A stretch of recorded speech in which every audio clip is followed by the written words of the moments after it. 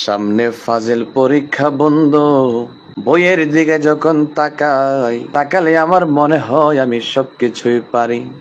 পরীক্ষার পরে আমার কণ্ঠস্থ, মুখস্থ, ঠোঁটস্থ, কিন্তু কি বলবো দুঃখের বিষয় বন্ধু, আজকে আমি মাগরিবের নামাজ পড়ে যখন পড়ার টেবিলের মধ্যে বসলাম, বসিয়া একটু চিন্তা করলাম শনিবারের থেকে আমাদের ফাজিল পরীক্ষা শুরু হবে। যেহেতু পড়া যখন পারি রে, একটু বইগুলো খুলে পড়াটা রিভাইজ দেই।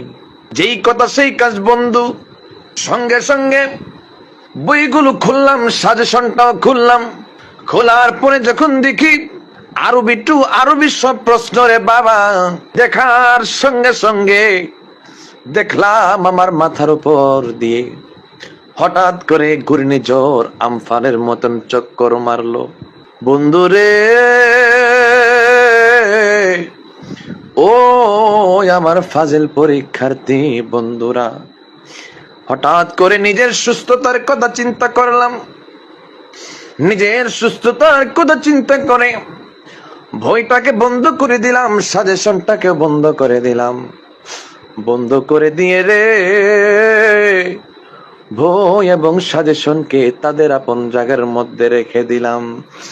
ওই আমার ফাজিল দ্বিতীয় বর্ষের বন্ধু, ওই আমার বন্ধু, তোমাদের কি অবস্থা?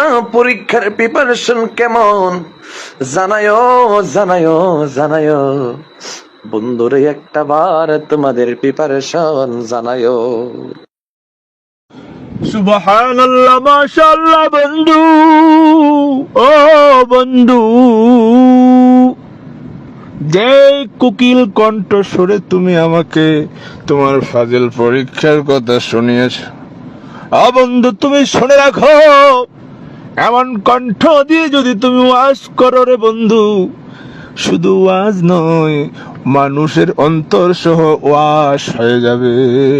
তোমার ফাজিল পরীক্ষা দিতে হবে না, তোমার কামেল পরীক্ষা দিতে হবে না, তুমি কামেলে মুকাম্মেল হয়ে গেছো। ও বন্ধু, আরো শুনে রাখো, আগামী 2026 সাল, 27 সাল, 28 সাল, পুরা 3 বছরের মাহফিল অ্যাডভান্স আমি তোমাকে কমপ্লিট করে দিলাম।